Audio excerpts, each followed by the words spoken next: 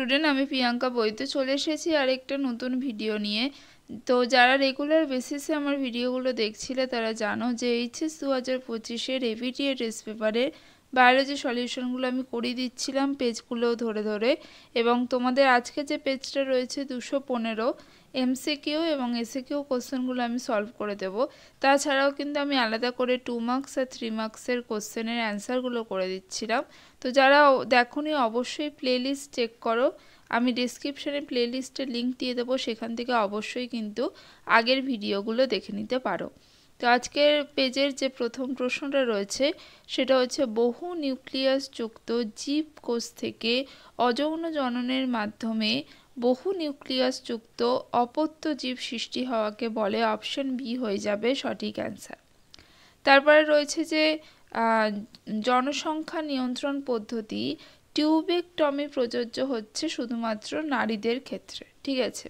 ভাসেকটমিটা হচ্ছে পুরুষদের ক্ষেত্রে।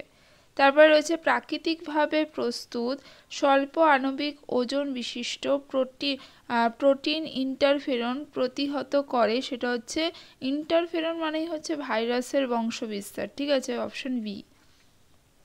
তারপর যে প্রশ্নটা রয়েছে, মেন্ডেলীয় সূত্রের ব্যতিক্রম প্লিওট্রপি প্রকাশ ঘটায়, সেটা হবে অপশন বি হয়ে যাবে সঠিক অ্যান্সার। একটা জিন একাধিক বৈশিষ্ট্যের প্রকাশ ঘটায়।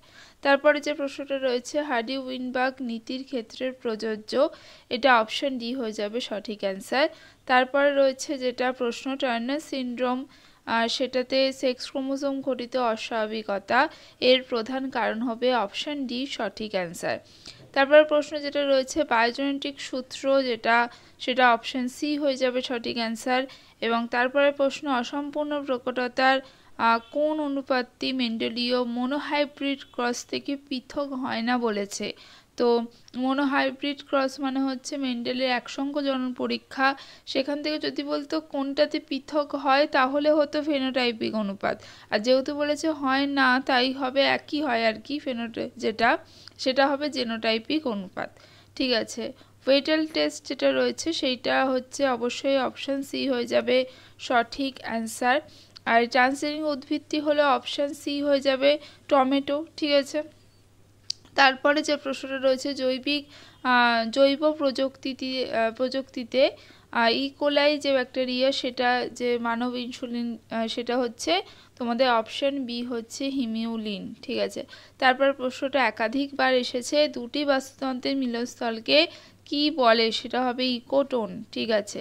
তারপরে হচ্ছে কোন পপুলেশনে বহিরাগত জীবের প্রবেশের ঘটনাকে বলে, অপশন বি অভিবাসন, ঠিক আছে। কোনটি এক্স-সিটু সংরক্ষণের উদাহরণ, সেটা হবে অপশন বি উদ্ভিদ উদ্যান, যেটা বোটানিক্যাল গার্ডেন, ঠিক আছে। তারপরে যে প্রশ্নটা রয়েছে, কর্পাস লিউটিয়াম হচ্ছে পিত্তগ্রন্থি, ঠিক আছে, যেটা ডিম্বাশয়ে অবস্থিত। তারপরে যে টেস্ট ক্রসের মাধ্যমে আমরা জিনোটাইপ জানতে পারি। সহপ্রকটতার উদাহরণ হচ্ছে এবি ও ব্লাড গ্রুপ, সেখানে এবি ব্লাড গ্রুপটা হচ্ছে সহপ্রকটতার উদাহরণ।